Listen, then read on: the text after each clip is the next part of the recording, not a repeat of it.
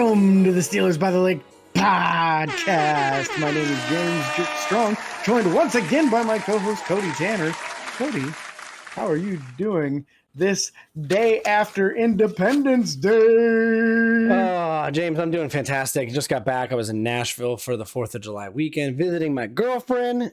Had an enjoyable time. Got to go see a concert. Got to go see Broadway, all the fun stuff. Made our own candy bar at Goo Goo Cluster Incorporated or Inc. or whatever it's called. That was pretty cool. We made our own chocolate candy bar. They made it. They filled it. It was really cool. It was neat. I put peanut butter, vanilla nougat, cinnamon toast crunch, cocoa pebbles, and sprinkles in mine. It actually turned out to be really good. Not gonna lie. That sounds fun, man. It was a good time. It was a good time as always. Yeah. James, how are you doing this fine Wednesday evening? It is Wednesday evening here. I can confirm that. I'm happy that the fireworks are over for the most part. I know there will still be some throughout the week and really the rest of the summer around here. But the worst of it's behind us now. So that's great for the dogs. No, let's clarify. Maybe not necessarily the worst, but the scheduled parts of it are. Yeah. Occasionally, everywhere I feel like across the country, there's people that just like to set them off at random times for no dang reason, and they get pretty bad. Yeah, it don't take me wrong. I don't mind fireworks. I like fireworks. My dogs, a couple of them really are terrified of them, so I don't like them as much nowadays. Yep. Yeah. We'll eventually have more property, and then it won't be as big of a deal. Exactly. We'll get to that point. We'll both get to that point, James. We are going to go over my 53-man roster prediction today. But we are going to go over last month in review and a few notables, 2 Steelers notes before we move on to that. Kind of former players, not only for Pittsburgh, or one for Pittsburgh and one in the NFL in general, but still current news. So, James, I'm going to go over the countries, top 3 countries. And then we'll go, you can do states. Number 1, it's going to be a shocker to everyone I know. US of A. United States of America, number 1 downloads. Number 2 downloads on our country. Yeah, you waved that terrible towel, James. Independence Day. Number 2, Germany. Thank you for our Germany followers. And then number 3, this month, or last month, I should say, was Spain. Spain was top 3. Hey, special shout out to those German followers. I see you. I see it's becoming regular again, and we appreciate your listenership. Absolutely. Also, now we got our top states from last month. A big shocker, Pennsylvania number 1, but there was a tie. California tied with Pennsylvania for number 1 last month. So that's crazy. Pretty cool to see our Californian listeners really, really showing up big time for us.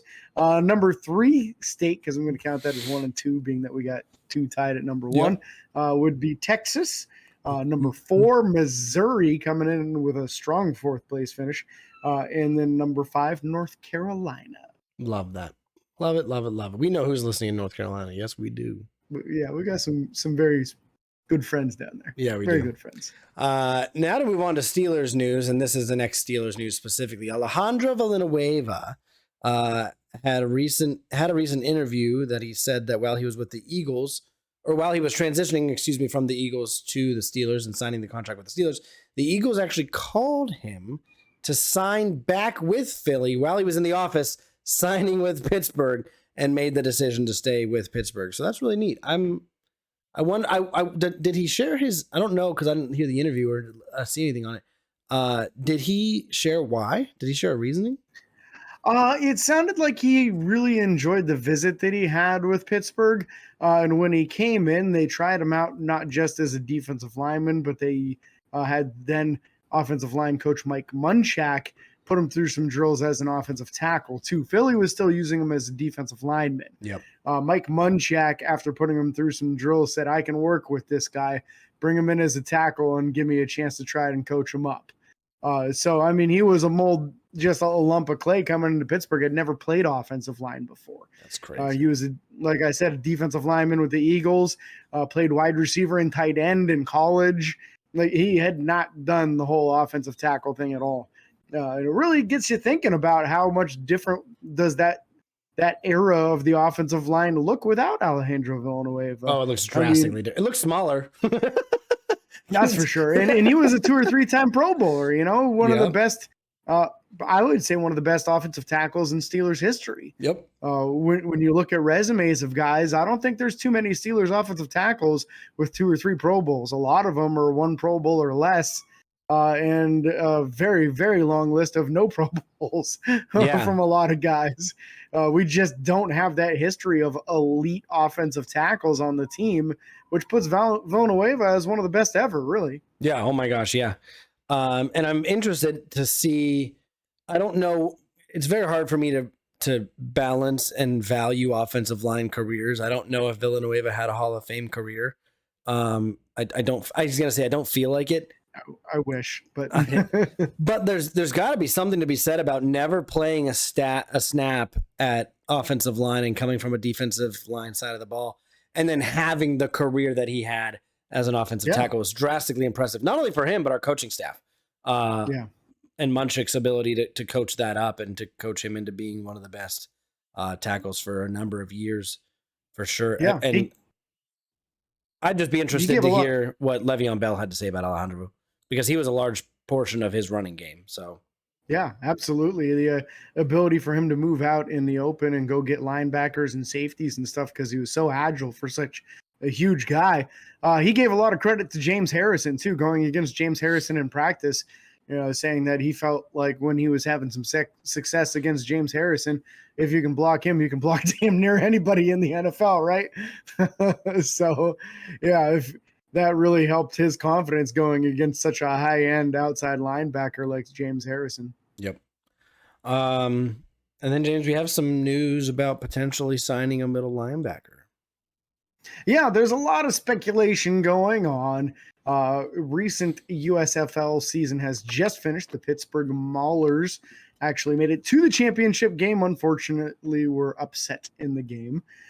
They have a star middle linebacker who might sound like a familiar name by the name of Reuben Foster, former first-round pick of the San Francisco 49ers. Yep. Had an up and down and very tumultuous career before it even began in the NFL. First failing his drug test at the NFL scouting combine, then getting kicked out of it for arguing with coaches and people that were trying to put him through drills. They just booted him out of the combine completely, which was completely unheard of. The Niners still drafted him. He played in the league for a few years, had some off-the-field issues. I want to say there was a domestic situation there too. Got in trouble with the law a few times, ended up out of the league. And had himself a very nice season in the USFL. There are a lot of people indicating that he has matured since those days, and that's not the same person that he is now. I mean, if he was what he was back in the day, hey, that's a high-end middle linebacker. But I am very skeptical as to whether or not the Steelers would try with a 29-year-old who has such a checkered past with so many issues on and off the field. I don't see it happening. I was going to say, I don't see it happening at all. I don't see him. I don't even see him coming in for a visit.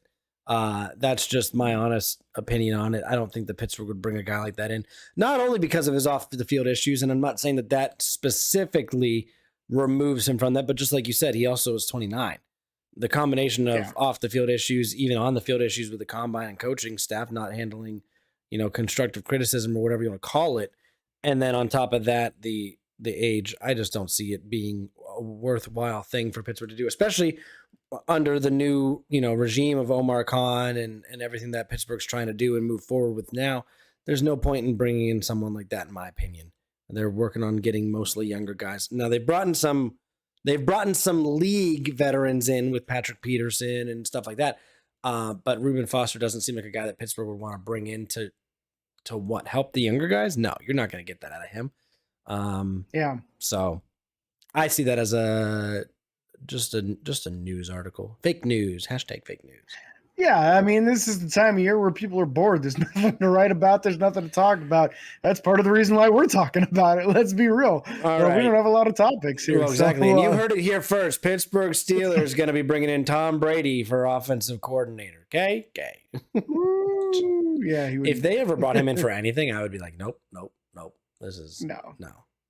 No, his contract with Was the Fox Fox or whoever Yeah. he signed with. It was something stupid like $10 million a year. Well, or didn't he more back than out of that, it? I so don't know. We're not going to talk about Tom Brady stuff right now. That's for doesn't a later matter, date. Yeah, not at all. coordinators make such a little money. There's no way he'd be interested. No. We are going to talk about now my 53-man roster. We went over James's last week. Oh, pardon me. But we're going to go over my 53-man roster. And I think if I counted correctly, James, you and I had 5 different. I could be wrong on this, but I think I counted 5. There might be 6. Okay. Um, I'll let you know if you're wrong. Yeah, we'll see. So QB, we're always going to start with quarterback. QB number 1, Mr. Kenny Pickett himself. No surprise there. QB number 2, Mitch Trubisky. Number 3, Mason Rudolph, as much as I don't want it to be Mason Rudolph. I do agree that Mason Rudolph's probably the best third-string quarterback in the league. And it's probably not close.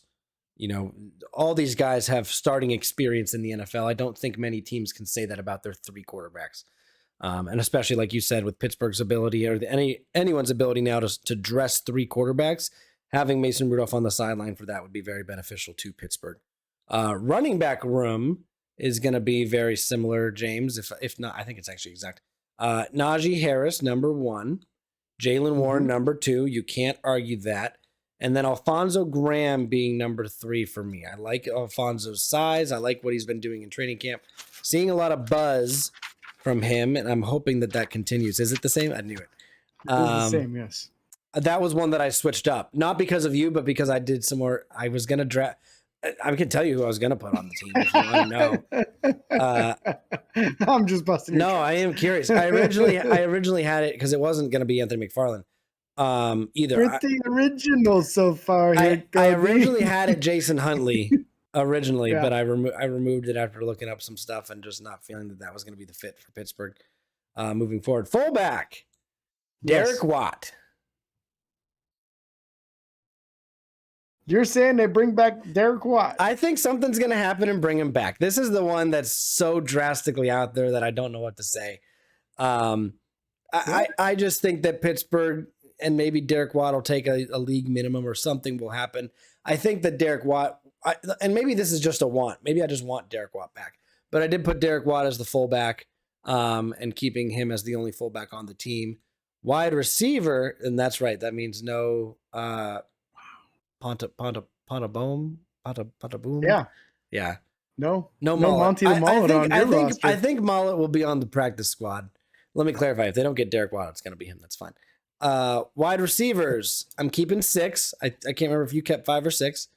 Deontay Johnson, number 1. George Pickens, number 2.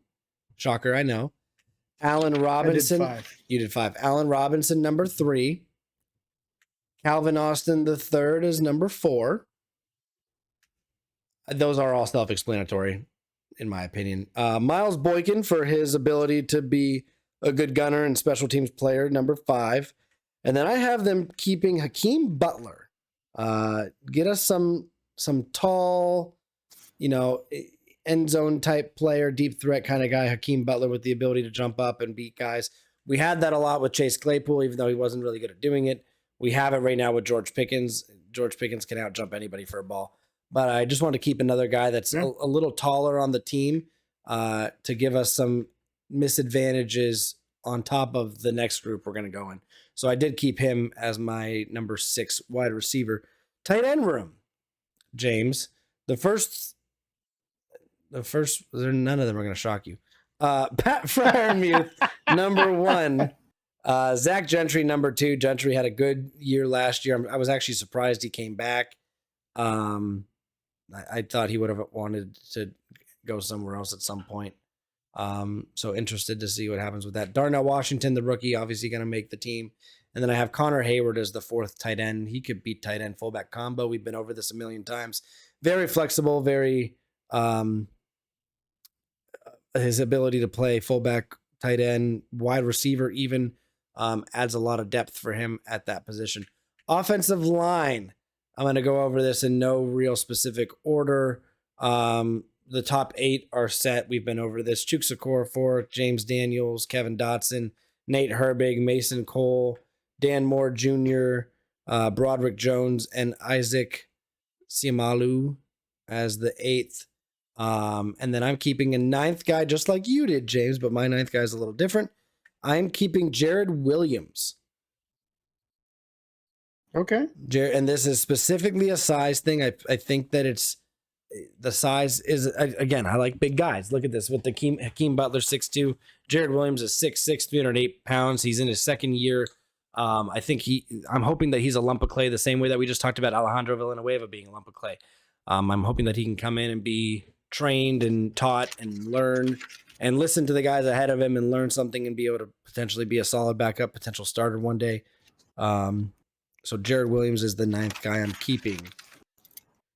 Going on to the defensive line, this one I think we almost had exact. I think it might be exact. Defensive line, Keanu Benton, Cameron Hayward, DeMarvin Leal, Larry Ogunjobi, and then I am keeping a fifth and sixth, Isaiah Loudermilk, specifically because I view him as Cam Hayward Jr., the fact that they look alike and everything. I just think that they want to keep him and see what he does in he's improved so far from year to year. I want to see if that happens again.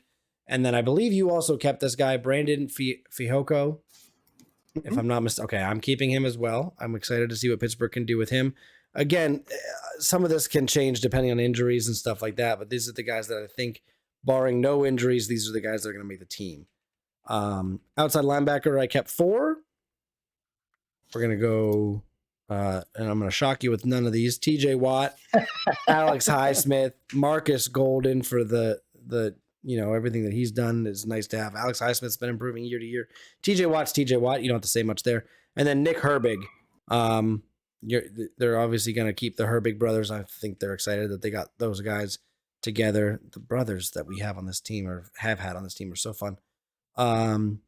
Any questions so far, James? I feel like I'm flying through this, but most of these are self-explanatory at this point. No real questions. A couple comments going through it. I like the idea of keeping Derek, bringing him back. His conversion rate excellent and short of 9. I felt like his special teams abilities dropped off a hair from what we saw previously. He wasn't making as many tackles, but his offensive production went through the roof. He was extremely reliable. So I was somebody that was a little bit more of a Watt supporter on the Derek side of things than other people. Hakeem Butler, I also think that's an interesting move, but there's fun potential there. I'd love to see him as a gunner on special teams. Yeah. Oh my gosh. The thought of him on one side and Boykin on the other, that's like 500 pounds of wide receiver almost coming down the field. Yep. It's just crazy to think that could be a thing in 2 guys. But there it is, Would love to see a lot of fun there. And I think that's an interesting name to bring as far as the offensive lineman, Jared Williams. Again, like you said, it's a size guy. It's a good, big, tall, long guy. I think he's got a shot. So the 3 differences that you and I have so far, I can absolutely see why you've done each of those. With, like you said, Derek being kind of the long shot on that. But, yeah, I don't hate it. Definitely a long shot, and that's fine. Jared Williams again is actually out of Miami. I don't believe he played with anybody last year. I think he was practice squad only. But I'm bringing him in. We're bringing him in. Bringing him in. Yeah. Why not? So the next guy on my list, going to the middle linebacker room because I went over outside linebacker. Those 4. I'm keeping 5 middle linebackers, James. And this is only because I'm still triggered when I think back to the Devin Bush injury and that year of Robert Spillane being up and down. I hated not having depth at that middle linebacker position. Again, you can say that with any position based on injuries and stuff like that. But the middle linebacker room specifically, Cole Holcomb, I'm keeping. Landon Roberts, I'm keeping. Mark Robinson, I'm keeping. I'm very excited for Mark Robinson, what he can do. Nick Kwiatkowski, I'm keeping. Another name I think you had. And then I'm keeping the 5th guy that I don't think you had, Tanner Muse. Very excited to see what Tanner can do. Tanner's a quicker guy. Very fast 40 when he was a rookie. One of the fastest middle linebackers I think they had in that draft, if not the fastest. And then so that's what my reason for keeping 5. I like the depth. Again, 4 out of the 5 of these guys weren't on the team last year? Yeah. Mark Robinson's the only one returning from last year. So, and that's partially my reason for doing that. You don't know who's going to maybe develop a little bit better or work the system better or be a situational guy. So that's my reasoning, especially for keeping 5 in that position. You don't know what's going to happen when you bring 4 new guys in or whatever, Mm-hmm. It's not like there's other guys on the team that I took off who were on the team last year. Mark Robinson is the only player on the team at the middle linebacker position from last year.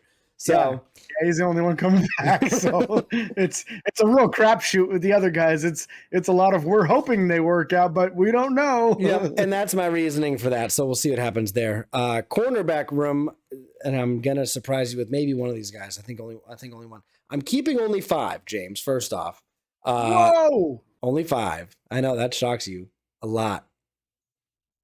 Not Joey Porter Jr. Obviously, technically a first-round pick by what he wants to get paid.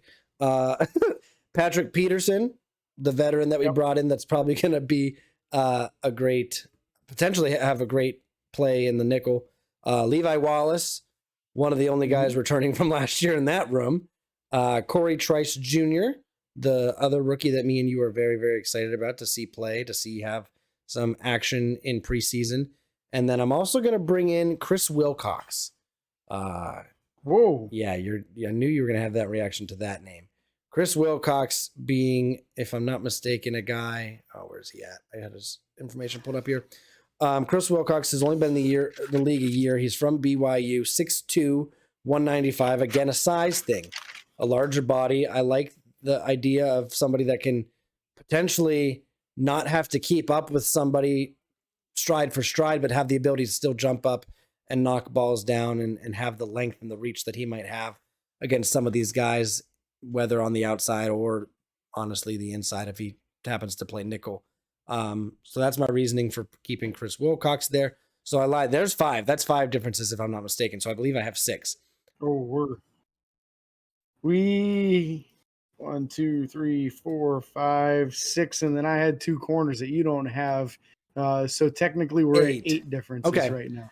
Safeties, we're going to surprise you here. Minkah Fitzpatrick. No, I'm just kidding. Minkah Fitzpatrick, DeMonte KZ, Keanu Neal, and Elijah Riley are my 4 safeties I'm keeping.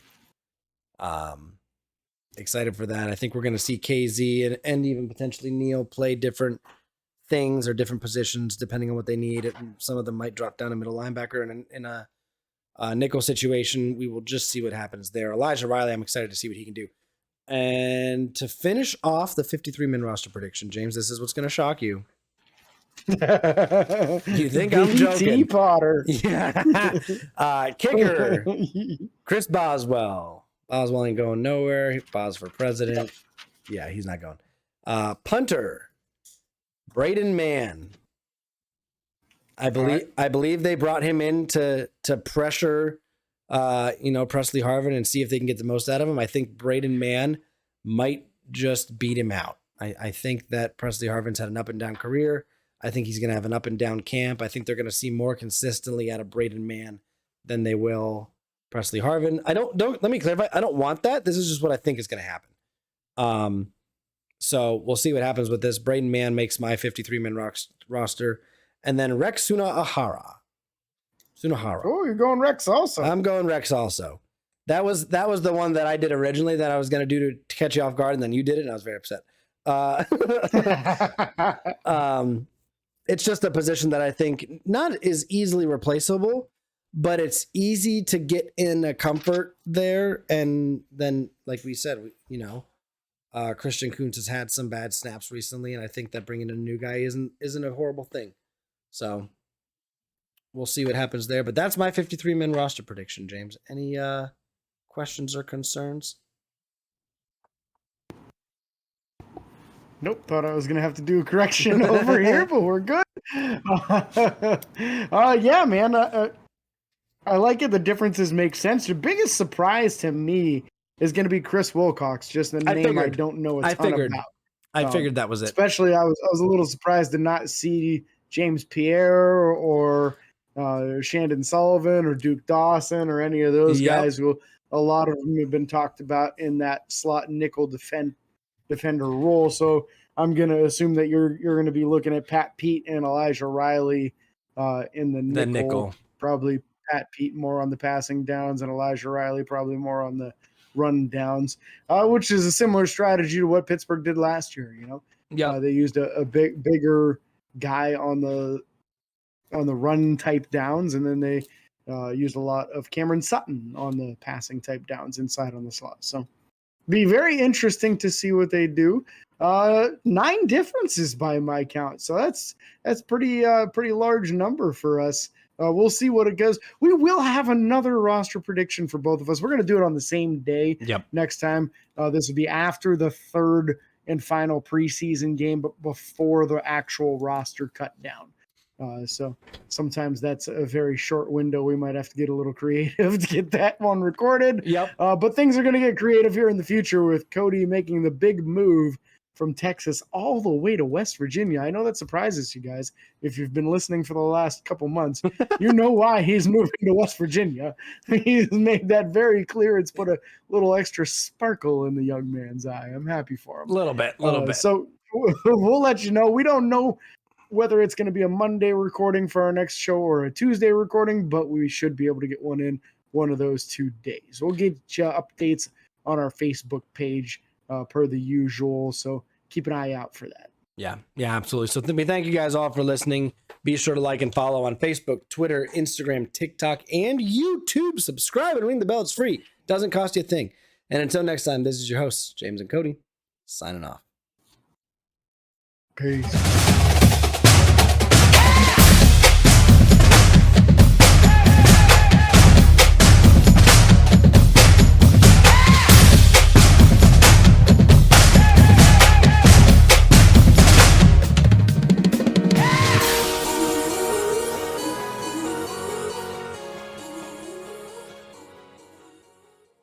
Special guest now on the show. If you're watching on YouTube, you'll be able to see who we're talking about. If you're listening, you will not.